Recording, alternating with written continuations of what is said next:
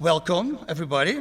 I'm going to talk about my life a little bit, how I got into fighting, what happened to me, and then I'm going to talk about faith, which is a little bit more important, but then you have to at least have an idea where I come from. So, I was baptized as a child, named after a badass saint, Saint Sebastian, the only saint who got martyred twice, not once, but twice. He's also the patron saint of athletes and of military guys, so that was great for me. Did my confirmation, and then when I was around 12, my parents decided not to go to church anymore. For whatever reason, I have absolutely no clue. Anyway, I was a lost child. I was very sick as a child. I had a horrible skin disease. I was the leper in school, that's what they called me. And I had also severe asthma. So an asthma attack would be a week in bed. 3-4 days of that week I couldn't eat because I simply couldn't breathe. And that went together with eczema. So if my eczema was really bad, my asthma was okay. If my asthma was really bad, my eczema was going to be okay. So needless to say, I got bullied a lot. Like a lot. And at certain moments you get fed up with it, of course. You need to do something. And that's happened when I saw a Bruce Lee movie, Enter the Dragon, when I was 12 years old.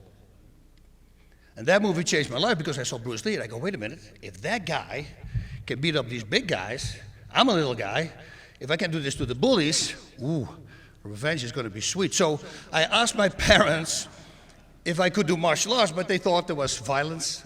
So it took me 2 years to convince them, but pretty much every day I said, please let me go. And finally they broke. And they said, okay, let him do freaking martial arts. Now, I had these beautiful neighbor girls, and they were dating the cool guys in town. And one of these guys, his name was Xavier, you would say in Holland. And he took me under his wing, and I was training with the adults. And within 2 months, I started beating some of these adults up. And they started to talk about me in the dressing room. Man, did you see that kid, Bas? I mean, he just dropped Jack with the back to the body, and everybody's laughing, you know. And he goes, man, that kid has a lot of talent. And when as a kid, you know, you only hear bad things about yourself, but when adults start speaking good language that you like, you start to get a little bit more confident. And that, it happened. One of my best fights ever still, till this day, it's among my number one. Shaki van Herk, he was a bad guy, he came from a bad family, his brother was in jail for robbery. He was the biggest bully at my school. I was riding my bicycle, and there they were, hey leper, watch out your ears don't fall off, whatever they shouted, and this time I shouted something back. And I heard them laugh, and I looked back, and sure enough, they started to chase me. And I said to myself, you know, this is it, I'm not going to do it anymore. So I put my bike on the stand, on the sidewalk, and I just waited, and they surrounded me with their bikes. And then Shaki, the tough guy, came to me. Come on, leper, you want to hit me? Sure. So I gave him one punch, and the fight was over. It was really weird. I go, wow, I thought the bullies were supposed to be strong. He wasn't really strong. But the problem was his nose was broken. So then the police showed up at my mom and dad's doorstep. And of course, they took me off martial arts right away. Now, I have to tell, in defense from them, they never knew that I was bullied. I didn't want to put more pressure on them. My mother had to mummify me, is what we called it. Like the whole family would send in old bed sheets, and she would rub it up to bandages, and every night I had to put creams on me. She had to mummify me, and in the middle of the night I would scratch it off because it would itch so bad she had to do it again. So for years she's been doing that, so I didn't want to bother them, because I'm pretty sure if my dad would have known that I was bullied, he would have said, let's keep him on martial arts. But now I had the bug, you know, now I know, wait a minute, this is actually easy. So now I started going after all the bullies. I made a list for all the bullies, all the guys that bullied me, and I scratched each and every name off. It was great. It was hilarious. Some people didn't even remember. They go, I don't remember what I said. I go, I do, bonk, and I would knock that guy. So, no more martial arts, but you know, now I went to the library and I started studying, you know, Bruce Lee. What I can see most of the time I can do. I've always been blessed with genetics, good genetics. Watching videotapes, watching fight movies. I could sidekick. Everybody thought I was already a black belt, which wasn't. And again, I went, every kid who in school had a problem with bullies. Guess who took care of that problem? Yours truly, right here. At 21, I moved out of the house. I started training Thai boxing, because I wanted to compete. I think 2 months in, I started competing, knocked my first 9 guys out, one in the second round, the rest in the first round. And then I thought, yeah, this is too easy, because sometimes what happened was, this was before the social media, of course, I would come in, I would train 6 weeks, and then I would be at the event, and then my opponent would realize it was me, and they wouldn't fight me. And I go, and that happened like 2 or 3 times in a row, and I go, yeah, this is not going to work for me. You know what I'm going to do? I'm going to do a smart decision. I'm going to be a bouncer. Yeah, not such a smart idea, right? Anyway, I became a bouncer. Really bad life, of course, because at 5 o'clock we close in Holland, and that means at 5:30 we are going to the after parties. Yeah, well, how do you stay awake? Oh, cocaine is a great one, or ecstasy, or pills, or whatever it was, alcohol, everything bad. Well, they say everything bad happens after midnight. This is after 5 a.m., so you can only imagine how bad. Actually, 3 a.m. is the hour of the devil, right? So the opposite of Jesus. So that was not a healthy lifestyle, dealing drugs, selling drugs, to buy drugs, you know, and then I started selling a lot of pills, you know, started making money there, and then thankfully I realized this is not a good life. This is going to go wrong if I don't change my life. So I became a Thai boxing coach to a new gym. I started teaching there. And there I broke the rule, you know, never go out with a student because they say that hurts business. But I broke that rule. But she's my wife for 32 years now. So that was a good decision. It was a good decision. Now I started doing these crazy shows, like martial arts shows. You start making fun of martial arts, comedy. We added a lot of comedy in there. Suddenly we started traveling.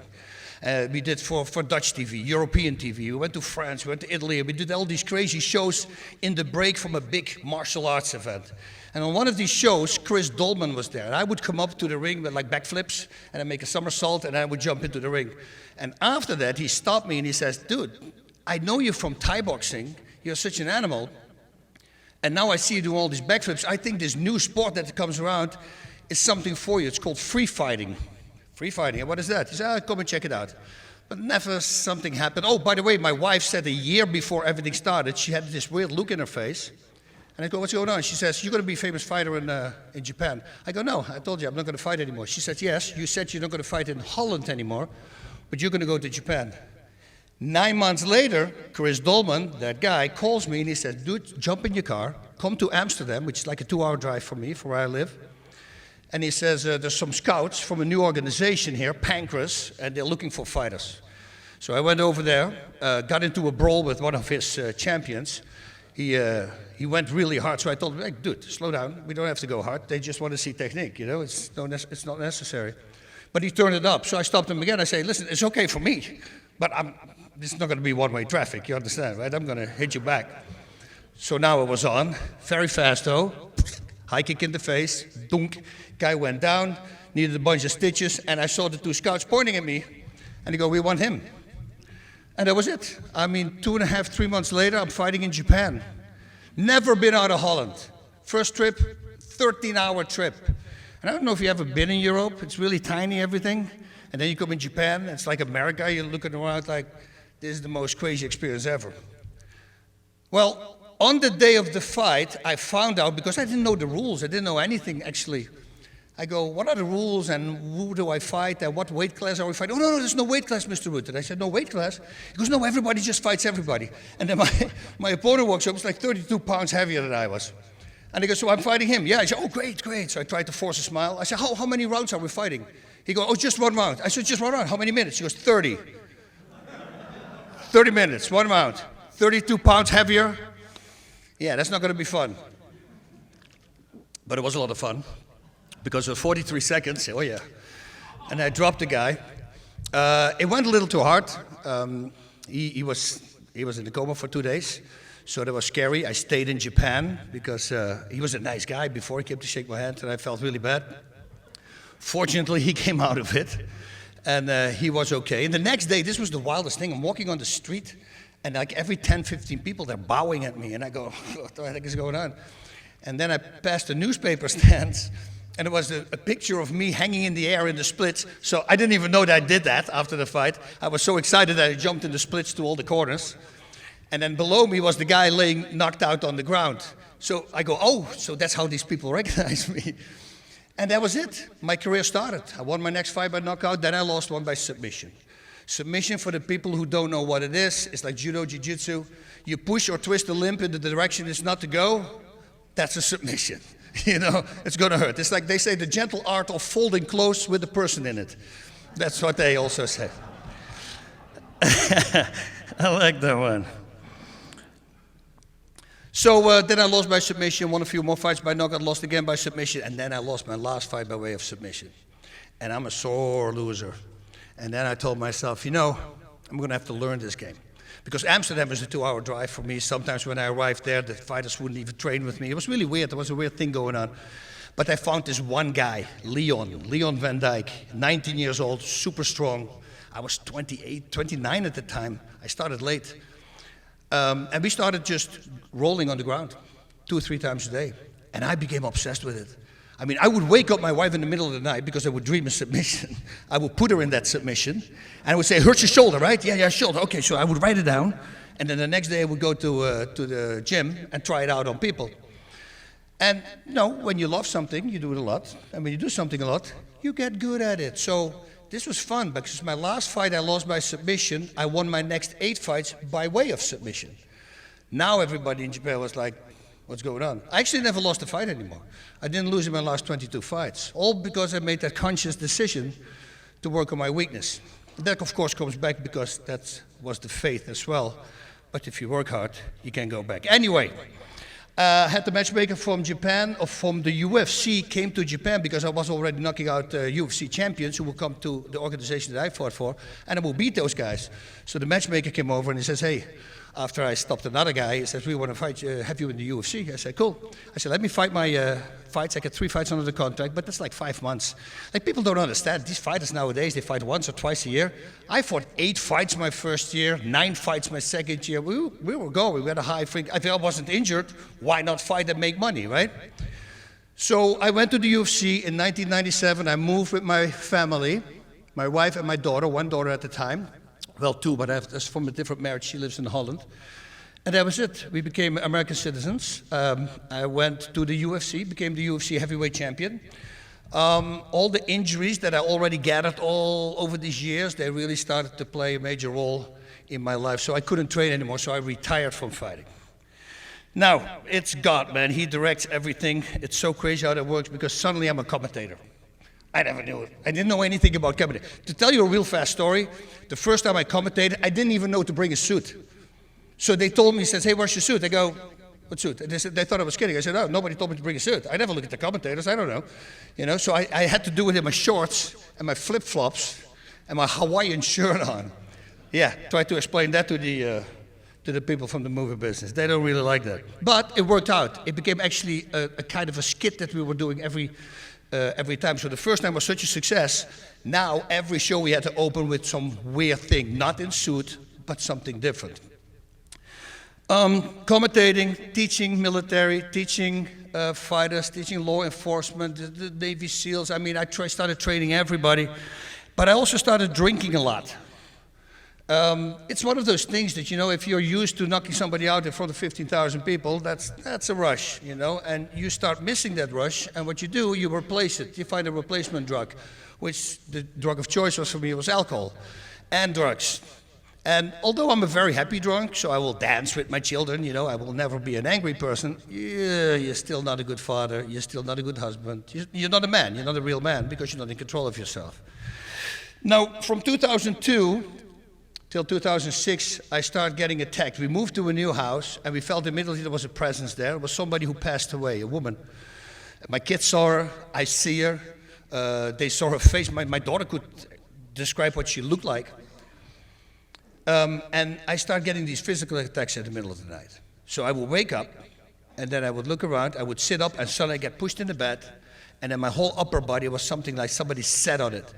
But there's nobody on, I can't see anything, so I tried to, I could only do this. I could not move my arms like that. It was like locked, but I knew there was nothing on me, and I was freaking out. I tried to throw my leg out of the bed, tried to pull myself out, sit up, but the pressure was so much, it was suffocating me. I thought I would die, So the only way to get out of it was just getting mentally super aggressive, and then I would just explode. And at the time I used a lot of profanity, so I would scream in the middle of the night. My wife, again? I go, again? I mean, this freaking ghost. And so I start challenging it. I said, do it when I'm awake, when I just fall asleep. Why do you wait till I'm in the REM sleep, and sucker punch me? Let's, bring it down to my level, of course, and let's do this thing. But of course, never came back. Then one day I'm sitting to pee because everybody goes, you sit when you pee? Yeah, in the middle of the night I do because, I don't like to turn the light on and I don't want to, you got to find an aim. And the missus doesn't really like it when you call over the place, So I'm simply sitting down and I'm sitting down and I'm looking at the door, post-it's open, and I see my wife passing by. So I go, she's probably getting some water. And I go to the bed and she's in bed. So I'm grabbing the gun, go to the house because I just saw a person. It was not out of the corner of my eye. I saw a person walk. Okay, weird. Then we came home one day. I was driving, wasn't drinking because people always go. And I opened the door and I tell my wife, somebody's in the house. And she goes, what do you mean? So I had one of those old StarTech phones. Remember those things? I said, 911. I say, hit send if you hear something. I said, don't worry about me. I know where the weapons are. I know everything, so don't worry. But I'm going to have to check this out. So I'm walking in, and I just made a video about it where I explained it a little bit better. But there was this open kitchen on this side, the kitchen in the back, and there was a wall dividing it to the dining room here. Now, I thought that person was in the dining room. So I walked in here, and I started making a lot of noise. Hopefully, he would do the opposite, and then I would make a U-turn and catch him. Now, from the dining room area to the kitchen, there was a doorpost, and we had this really thick curtain hanging in there instead of the door. And while I'm coming around the corner, that curtain flies up against the ceiling. So I kept sprinting, right? So a person just ran through it, and there was nobody in the house. That was like, okay, that was weird. And it's not crazy that you go like, oh my God, you're freaking out. It's almost like there's something there. But when you see something right in front of you fly up against the ceiling and go back, and yes, the doors were closed. There was not a Hurricane 4 category going on or something. People go, maybe the window was open. Yeah, idiot. Oh, I never thought of that, Or somebody was pulling it with a fish line up. Yeah, okay. There was nobody in the house. People, that's what they do. So now I knew something's going on. And I had to drive it out. So I did an exorcism. I didn't know anything. The power of Christ compels you. Remember I didn't know anything, so I didn't even mention Jesus. I was just standing there in the dining room area where it was always cold. I had a weird smell. And at 3 a.m., how the heck would I know 3 a.m. was the opposite of 3 p.m., but somehow I knew. And I just challenged it there for like 45 minutes, an hour. Said, go ahead, make it physical or mental, whatever it is. But, if I could hit you, yeah, that's a chicken thing to do. Maybe you want to just fight me, right? See who's the toughest. Nothing happened. Now, I fought one more fight because I realized I had to stop drinking. And for me, they offered me a fight, and it was the biggest payday I ever had, which is nothing compared to now, but $225,000 at the time, this was in 2006, was a lot of money. Now it's millions. And I wanted always a house with a pool, so I said, okay, I'll take the fight. And my wife goes, why do you take the fight? We're good now with the money. I say, no, but it makes me stop drinking, because there's no way I can drink and fight. That's not going to happen. And it worked, So all my injuries came back, though, and then some. But I stopped him in the first round. That was the end of my career. I knew I couldn't do it anymore because I was very badly injured. Now, we moved to a different house from that money. And the first night, my daughter asked me if she could sleep upstairs. And I go, sure. Because I have all the bears there, and the first night she would like to sleep upstairs. Cool. So the next day, we're sitting having breakfast, and I'm asking my girls how the first night was in the house. And she goes, it was fun, but I had a visit from 2 boys. I go, okay, you mean spirits then, right? And she goes, yeah. I go, you're not freaking out? She goes, no, they were very nice. I go, whoa, back up. How old? I don't know, 16, 17? I go, you're not freaking out? Yeah, no, one kept playing on the bed the whole time, and I felt him pushing. He wanted to do something, and I said, can you let me sleep? And then they just left. So we're standing there upstairs, and I'm looking at my wife. I go, okay, what's going on? So I go down, I jump onto my computer, and I type in if something ever happened in my house. Well, in 2001, 4 kids on Christmas, poor parents, a girl and 3 boys, they went through our wall next to our home. 2 boys died, 16 and 17 years old. And nobody knew this, so now I knew 100%, okay, there's way more to this life than we can see with our eyes or feel with our senses. So fast forward. Oh, I have to go. I forgot one little thing at the beginning of my life, because of the insane amounts of medication that I was taking. it affected my memory really bad. So I don't have a lot of memories from my youth. But there's one memory that sticks out as a sore thumb. It's like the weirdest thing. It was always in my mind. I could smell the room. I could know exactly where I was sitting. I was sitting in the class. I was 10 years old. I was looking outside at a tree. This tree had mesmerized me. And they're trying to get a hold of me, and they're screaming at me. But I'm just locked in. And then finally the teacher screams very loud, "Rutten!" I go, "What?" I go, "What's going on?" He go, "What are you looking at?" I say, "I'm at that tree." "What about the tree?" I say, "How did it get there?" And he goes, "They planted it there, stupid." And I go, "I understand that. But if you go to the tree before, the tree before, the tree before, all the way back, where do trees come from? Why would I think that? Why would this be so prominent in my head my entire life?" So fast forward in 2014, I'm shooting a movie, and I'm on the movie set, and my friend asks me if I want to sit in on a talk from a guy who comes to talk about how the world came together. If he would have said Jesus, if he would have said God, I would have said, "I'm in my room, I'll see you in an hour, bye." But he didn't say that. How the world came together. And there came Leo Severino, very smart theologian. And the first line he drops is, "The leaf fell from the tree." He says, "That leaf just reached its end destination. Let's go backtrack that leaf." And he goes to the branch, and then he starts to go to the tree before, and the tree before, and the tree before. And I'm sitting there, and I go, I know this story, right? This is so weird. And then I realized, oh, that was God. He planted the seed in me. So when Leo started backtracking that leaf, and those trees eventually getting to a solid proof of the very existence of God, I go, okay. It was a designer, right? Well, a designer was God. So now I was locked in. Boom, back into the faith. My wife started laughing, thought it was one of my ADD things again. She says, "We'll talk in 2 months," because most of the time that's my maximum time I can spend on something. But it got better and more, and a rosary, and this, and let's do it in Latin, and let's do that. And I start stacking up, I go daily mass, and my wife saw the changes, the kids saw the changes. I married my wife again in 2015 at the St. Therese Church in Alhambra. Also weird, I'm going to talk about that later, maybe in the Q&A, because all these things that started falling together with St. Therese, it was just insane. But now I want to go to that once I started really getting into the faith. So, once I started getting really into the faith, I realized I had to change. And I'm here to tell you a whole bunch of little tips and tricks that I used, and if I can use it for my insane ADD mind, I'm pretty sure it's going to help for you guys as well. So, first of all, before I start, we have to go over 4 rules. If you have those always in your back of your mind, you should be good. First of all, your body is a gift from God, right? 1 Corinthians 6, 19, 20. Or do you not know that your body is the temple from the Holy Ghost within you, whom you have from God? You are not your own, for you were bought with a price. So glorify God in your body. Glorify God in body. What does that mean? It means we got to keep it in pristine condition, right? So our body, mind, and soul. We can do it again. Soul! I like the word soul. I like to scream that out. The body, mind, and soul need to all be in perfect shape, because if that's in perfect shape, we can pretty much fight whatever we want to fight and whatever life is going to throw us. And right now, we don't treat ourselves good. I mean, you have to treat yourself good and treat of others, right? That's what they say. Well, we don't even treat ourselves. If you look at the world here in America, 40% is obese. No, boss, that's not obese, that's overweight. No, that's 35%. And 7% is extremely obese. So we're already talking over 80%. That's super unhealthy for you.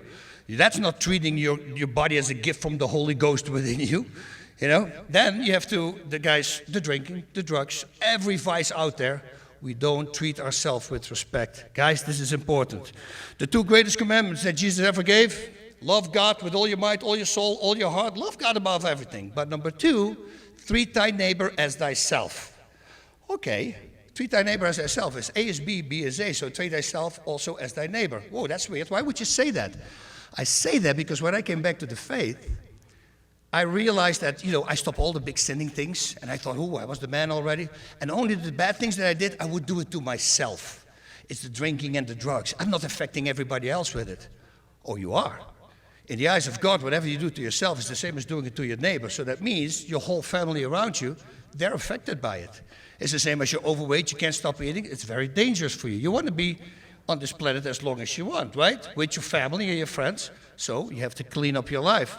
So it's important to know that whatever you do to your neighbor in the eyes of God is the same as doing it to yourself. So don't make things light on yourself. And by the way, those rules, number 3 is that those rules are here to make us, as Matthew Kelly would say, the best version of ourselves. But somehow we believe that these rules are here to annoy us. Right? If you go to a 16, 18-year-old right now, you go like, okay, you got to go to the Catholic faith. Okay, tell me all about it. Okay, you can't swear, you can't drink, you can't have sex, you can't use profanity, you can't do drugs, you can't be playing video games all day long. And they're going to go, yo, dude, that's a lot of can'ts. You know what I can't? I can't do that. That's what they say, and they run from the faith. Last rule, we can't water things down. We cannot make it lighter. I heard that stupid excuse, but Bas, oh, Jesus knows how weak we are, you know, and we can tone it down, we can slip here a little bit. No, we can't. And I tell you why you can't. Because God, the devil, everybody else, they're outside time and space. For them, there is no time. Send them, tell them I am sent you, is what he said to Joseph. He is. He never was, he's never going to be. He is. So what he said 2,000 years ago is exactly the same as if he would say it right now. Actually, when he would say it 2 billion years ago, would be exactly the same as he says it right now. So do not water things down. So really fast, those 4, body is the gift, keep it in pristine condition. 2 greatest commandments, love thy neighbor as thyself. Keep that in mind. The rules are there to make us the very best person we can be. And number 4, we can't water things down, we have to toughen up. We are a bunch of pussies. And they go, pussies, that's a weird word, Bas. Yeah. P-U-S-I. I made an abbreviation for the word pusillanimous. Lack of courage, lack of determination, cowardly. And that's what we are. And if I say we, that is me included. So we need to toughen up, to man up. Now, how do we do that? I mean, sinning and suffering, it's very hard, right? Everything is thrown at us. It's very hard to not sin, and nobody wants to suffer. Well, if you talk about sinning and suffering, you can actually say this line. If you sin, you don't suffer, and when you suffer, you don't sin. You go, okay, what? Yeah, that's weird. Keep that in mind. You know what? My definition of suffering is this. Saying no to the things that will give you pleasure, but steer you away from God. Saying no to the things that will give you pleasure, but steer you away from God. Let me give you some examples. So imagine this guy, his TV broke, he wants to buy this new 75-inch flat screen thing. They're not a lot of money anymore, like $1,100. But with his job and his payments, that's going to take him at least 2.5, 3 months, because he wants to buy it, he doesn't want to do a payoff plan. Well, the next day he's walking on the street, and he finds a wallet, and he opens the wallet, and what do you know? $1,100. Hallelujah. That's what he starts screaming. He said, Jesus, thank you. Thank you for that wallet. But it's not Jesus. That's the devil, guys, doing that. And Jesus will allow it just to see what you're going to do with it. Well, that money is going to give him a lot of pleasure, but it's also going to steer him away from God. Right? Thou shalt not steal. Commandment number 7. Or what about the person who came home from a 16-hour workday?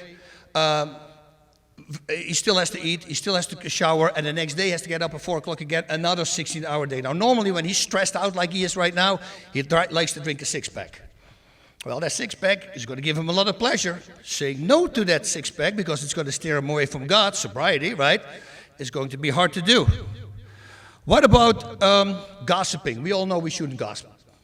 But there is this rumor, and they're telling it to this lady, and that rumor is about a guy who she doesn't really like, and it's a bad rumor, it's going to make him look really bad. Ooh, you really want to say it? Well, it's better to suffer at that moment and don't say anything, because it's going to steer you away from God. Thou shalt not judge.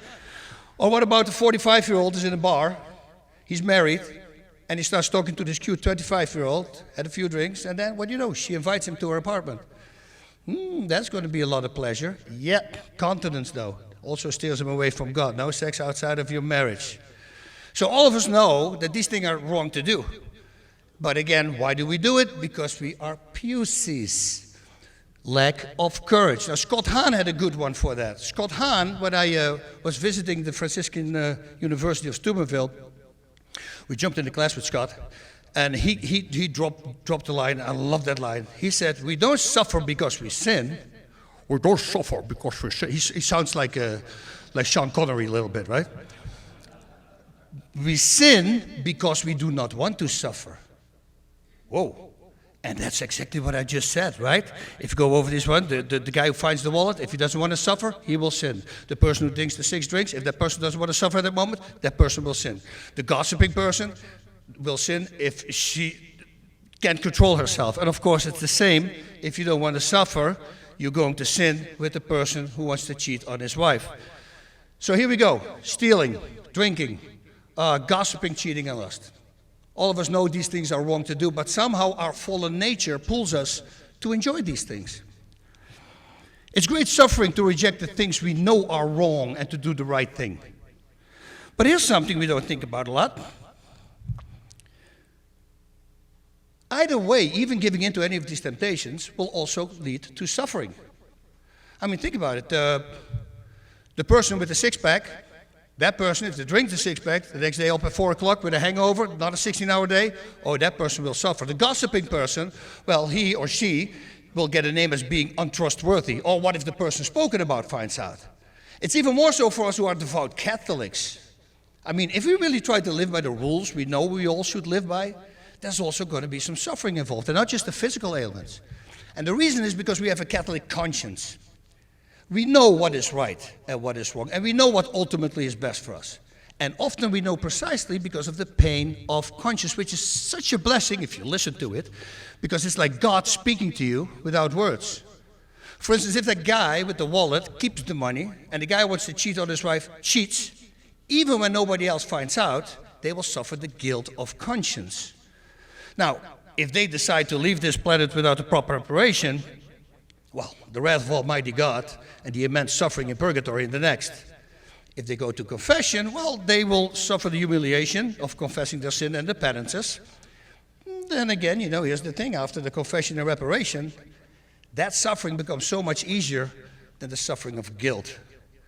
Now, for me personally, when I drink too much, I have to go to confession. And I already confessed that sin a whole bunch of times. So I rather don't. So I literally tell myself before I want to start drinking, I say, okay, what are we going to do? We're going to suffer now, or we're going to suffer tomorrow with a hangover. And it helps. And sure, that might go wrong one time, I don't know. It never happened again, but it might go wrong. I'm open-minded to it. But I also know that the more I say no, the stronger I get, and the easier it becomes for me to say no. Now that suffering, that saying no to do the right thing, there's a name for. We call that virtue.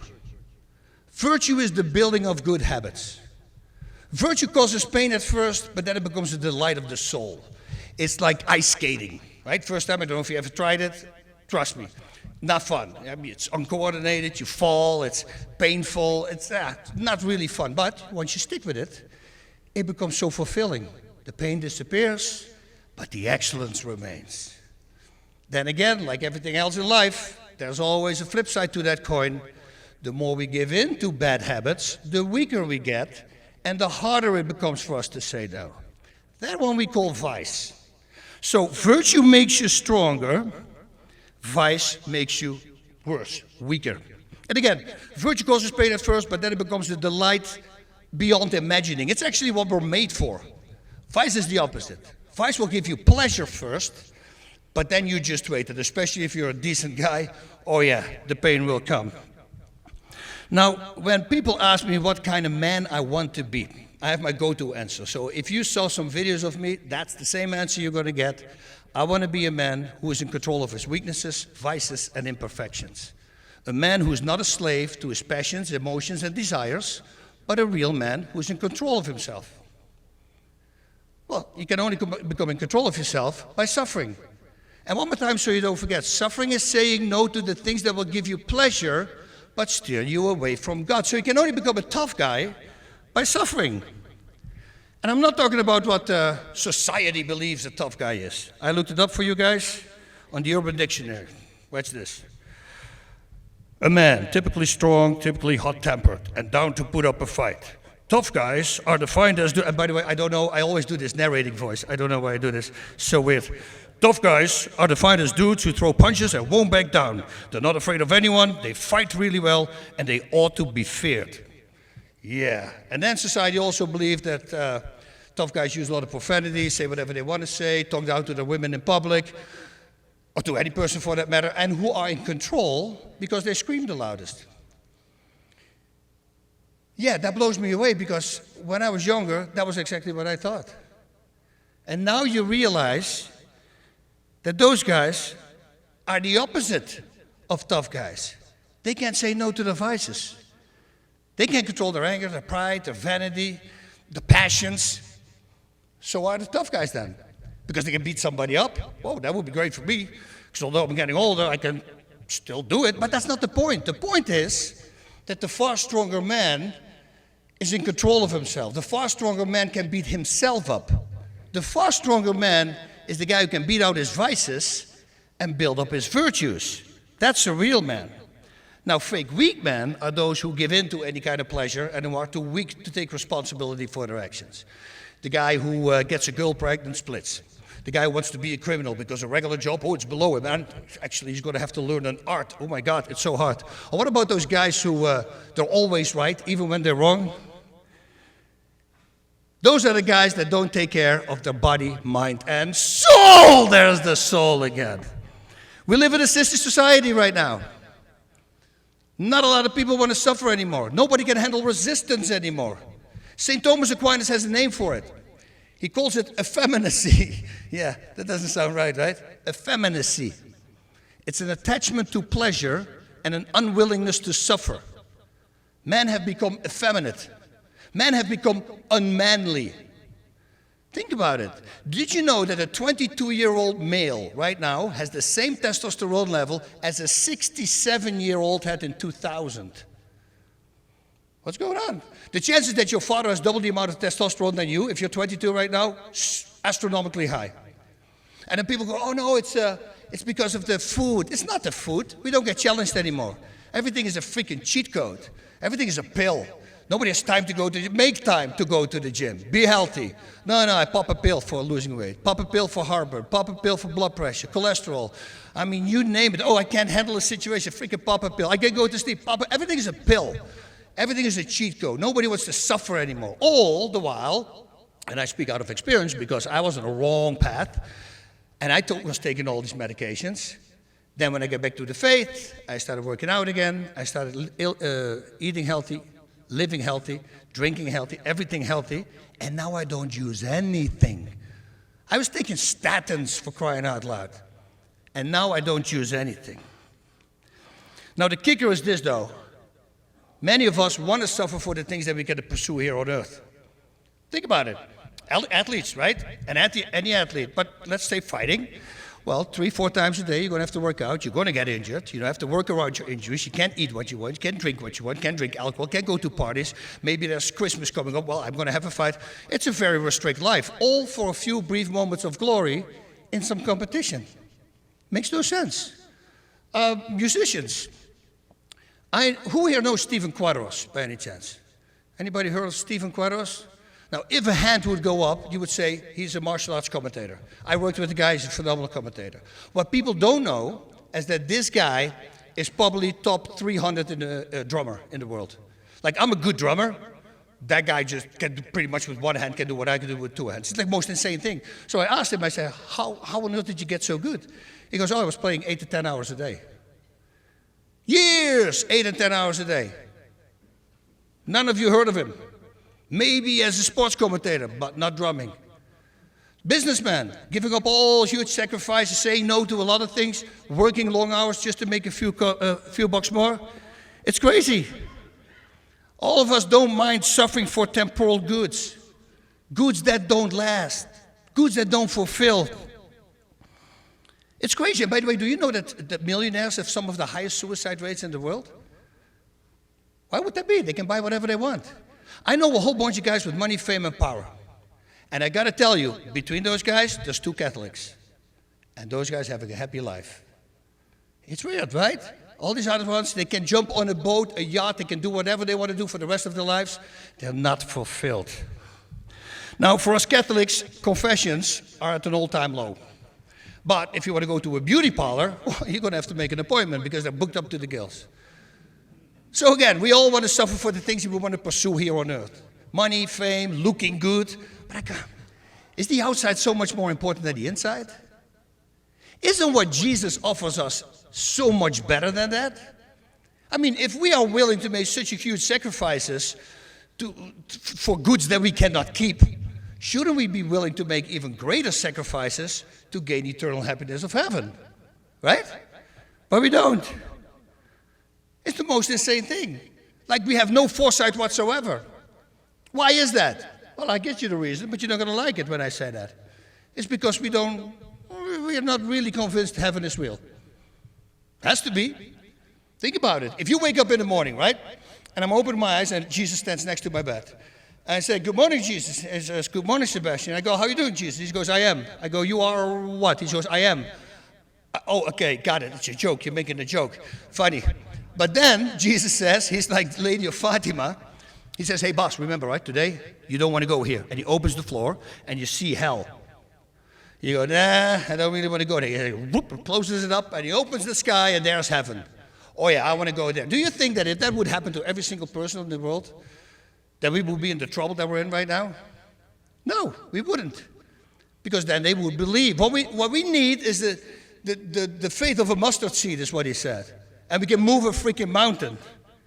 And by the way, if you think that, yeah, you're doubting about heaven, I got a good one from Charles Colson. Charles Colson was one of these guys who was involved in the Watergate scandal.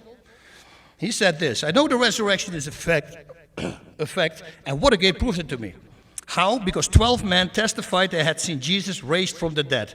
And they proclaimed that truth for 40 years, never once denying it. Everybody was beaten, tortured, stoned, and put in prison. They would not have endured that if it weren't true. Watergate embroiled 12 of the most powerful men in the world, and they couldn't keep alive for 3 weeks. None of these guys was tortured. You're telling me that 12 apostles could keep alive for 40 years? It says it's absolutely impossible. And he's right. You know, Peter, we're going to crucify you. Oh, yeah? Oh, okay. Can you do it upside down? You know, I don't want to crucify it like the Lord. That's his answer.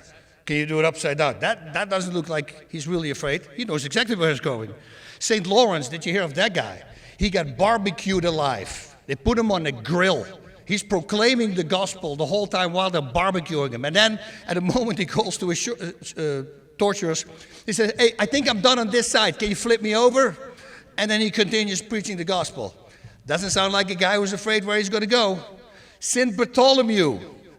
Think about that. He got skinned alive. And then his head chopped off. In that order. Otherwise it wouldn't work, right? That's a joke, guys. Come on. I don't know about you, but I'm thinking about Peter. So imagine it's a lie, and they sit all around the table and says, okay, guys, so we're going to say that we see Jesus alive. Yeah, everybody's got to be in it, okay? Peter, are you going to be okay? Because you already denied the Lord 3 times. You know, I mean, they might torture us, you know, and are you going to be solid? Would you trust Peter? I wouldn't, because I know by myself, and although I believe I'm a tough guy, I'm not. You know, Tim Ballard, guys like that, those are the real tough guys. But I think that I'm a little tougher than a regular person because of what I went through. But I'm telling you, if I have a lie and somebody starts skinning me alive, I don't keep that lie. I'll guarantee you. So that to me is the proof that it's real. And that's why these saints knew where they were going to. And we know as well. I mean, the Catholic faith in the church is perfect. Study it. And you will see 2,000 years of perfect wisdom. And the one thing that it has said from the start of Jesus is that living a holy life is the only thing that will fulfill you. Even in this life and, of course, in the afterlife. So to get there, I came up with a few tricks. And we had to stop sinning. Well, profanity was a big one for me. Because I'm from Holland, right? Moved in 97, like I said.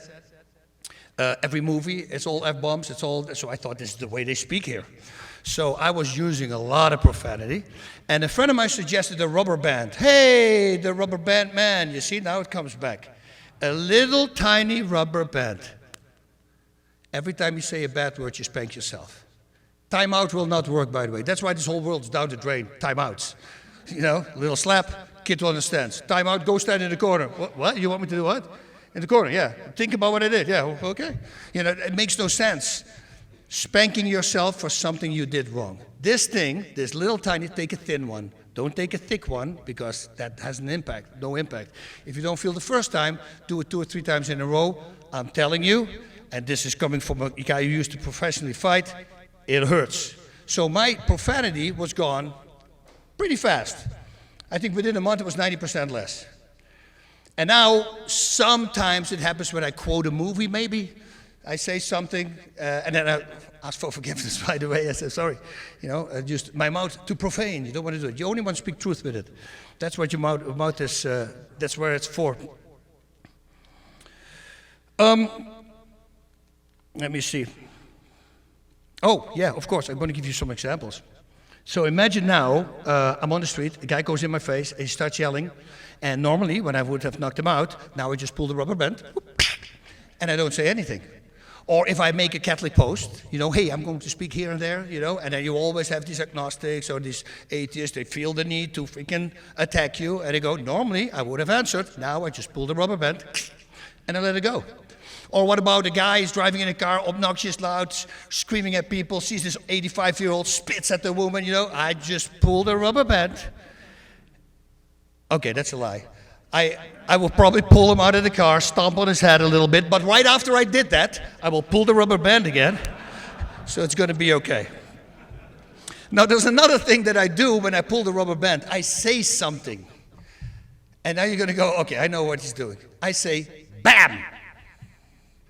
And now everybody who saw my fighting career, dong, dong, ding, ding, all these sound effects, it's not that. It stands for something. BAM! Be a man. I want to be a man who's in control of his weaknesses, vices, and imperfections. A man who is not a slave to his passions, emotions, and desires, but a real man who is in control of himself. BAM! Be a man. Another thing that I use, which is a hard thing in the beginning, because we're very emotional people. Look at the world right now. The more emotional people are, the harder they scream. And actually, by the way, the more they scream, the more they are unsure about what they scream. It's always like that.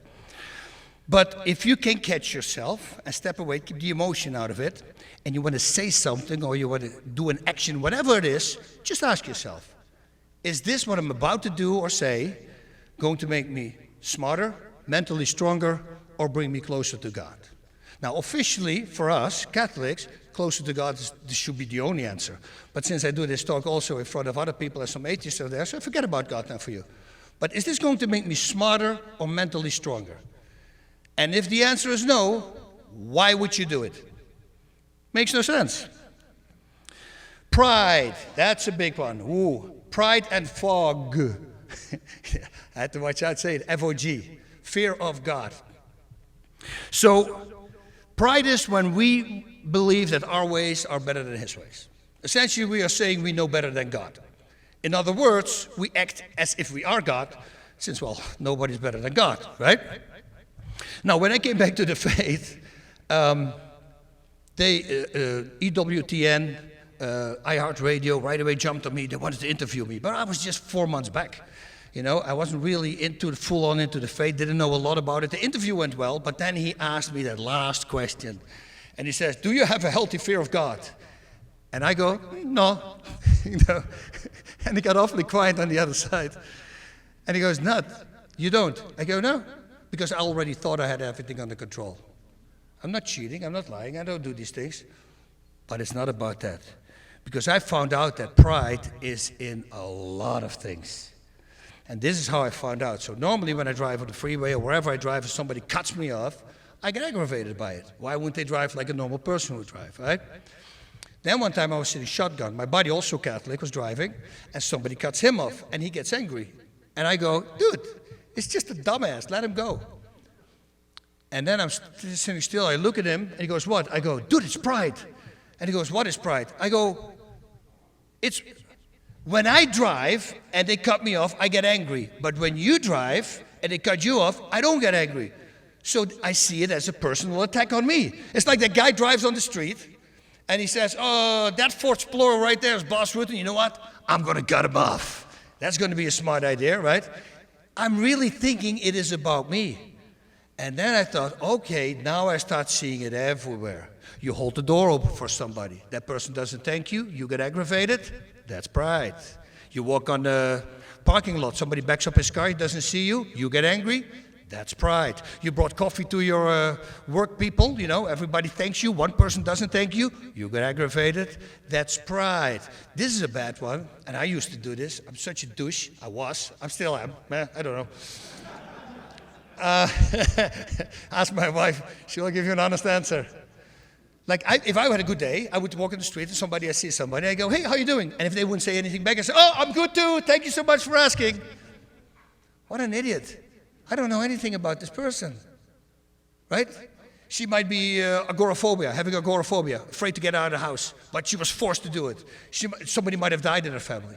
Maybe she has just had the bad news from a doctor. And there could be 100 freaking reasons why she's not answering me back. But no, my pride, you're going to have to answer me back.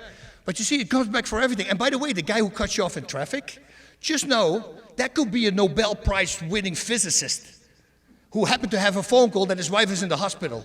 And that's why he drives so crazy. So don't assume. Assuming is also pride. Think about that. How many times when you assumed something, you were correct? If 5% is it, that's a high number because you're always wrong. It's never what you thought it was. Oh, the guy cut me off, it's an old lady in the car, you know, driving. Don't assume. Now, with all these examples, it's very simple, right? You do something because it's the right thing to do. If you do something for a thank you, you're not doing it out of love. And that's the message from Jesus that he gave us. Now, I want to leave you guys with a karate greeting. That's a karate greeting, right? And I use it for everything. And you should start using it for everything as well. Because a lot of people do it wrong. They do O-S-S. They spell it. It's not. It's O-S-U. It actually comes from two Japanese words. Oshi, which means push. And shinobu means endure. To push and to endure. And who gave that greatest example of pushing and enduring? Our man Jesus. He did that. So whatever you want to do in life, if you want to strive for excellence, magnanimity, oh, I love that word. If you want to strive for excellence, you're going to have to push and endure. So I wish you guys all the best with pushing and enduring. That's what she said. Oh, that's a joke, guys. Come on. Thank you very much.